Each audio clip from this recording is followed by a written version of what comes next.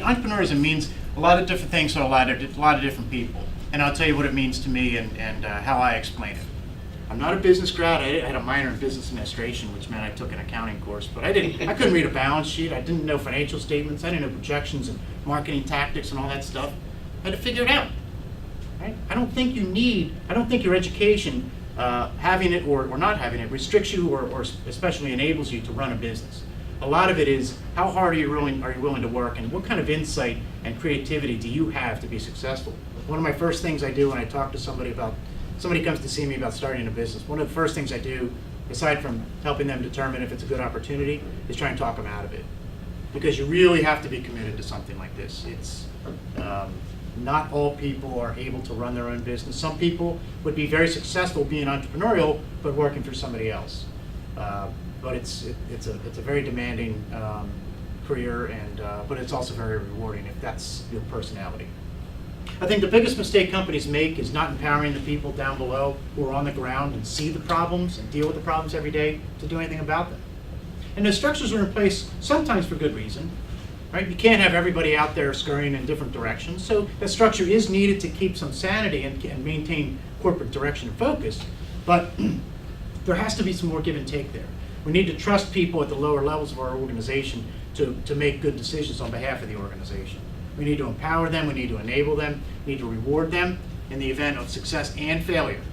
You don't have to be a small company to be innovative and nimble and do great things. Big companies can do that too, but it takes an entrepreneurial attitude. Right, so why is entrepreneurship? Why should you even consider it?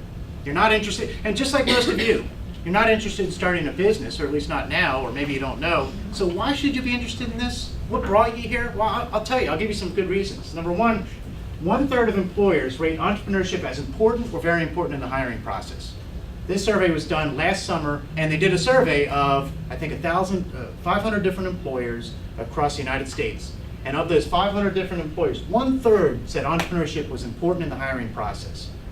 Is anybody surprised by that? I'll tell you why you shouldn't be. Entrepreneurship is the only equal opportunity employer. That's not related to the first bullet. But what's nice about this one is, if you're not a corporate culture kind of person like I wasn't, go do it yourself. There's nothing restricting you from being successful if you do it on your own. The reasons 3 and 4 that I encourage you not to be surprised by the first fact is, number one, many of tomorrow's jobs do not exist. Entrepreneurial people who are motivated, creative thinkers will be leaders in these fields. These are the people that will figure stuff out. Entrepreneurs are people viewed as hardworking, highly motivated problem solvers. In other words, ideal job candidates. If you are willing to take a risk, identify opportunity, act on it, accept the absolute possibility of failure, hopefully face failure and deal with it, what better person do I want working for me? I don't want somebody living in a cube. And so whether you're entrepreneurial and you go out and start a business, or you're entrepreneurial in your career, I can assure you that you will be successful.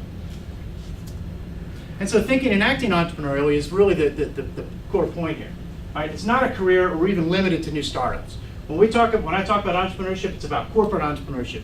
People that are working for these large companies that go out and say, you know what, I think that if we implement some new strategic technology, we can advance our business, we can be smarter in the investments we make and acquire new customers. That takes a lot of creative thinking, planning, risk-taking, and knowing how to deal with failure. Social entrepreneurship, these are people that change the world. And these are the people that I have a tremendous amount of respect for. They're not working to get rich. They're working to enrich the lives of others. And it takes the exact same skills as whether you're working for someone else, doing it on your own, or in the third part, product innovation. Okay, I think you need to be entrepreneurial to find new products on the market, to invent things. You need to find a problem. You need to know the adaptations of a product or your concept and what's going to solve that problem and how's it going to be cost feasible and provide or drive value back to your customer. Product innovation doesn't mean necessarily that you're starting a business. Some people are just good, smart people that can see a different, better way of doing things. And so you can take that track. There are whole companies out there that make that their business mission of making existing products better.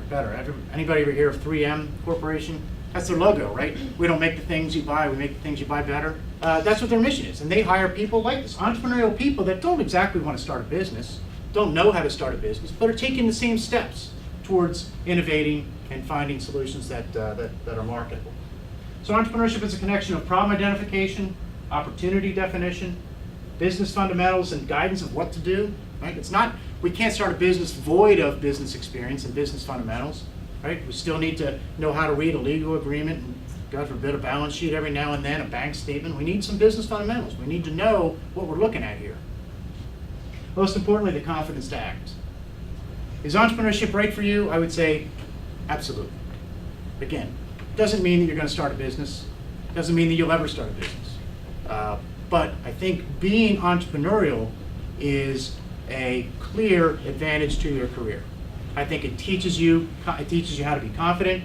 It gives you the tools that you can act upon. There are certain tools that and little things, and not just formal business plans, but simple financial models and steps and processes and things that you can do, so that when you're in the next corporate setting at Liberty Mutual or wherever you are, you can identify an opportunity and immediately assess if your solution can solve that problem in a way that's cost feasible or cost benefit to your organization.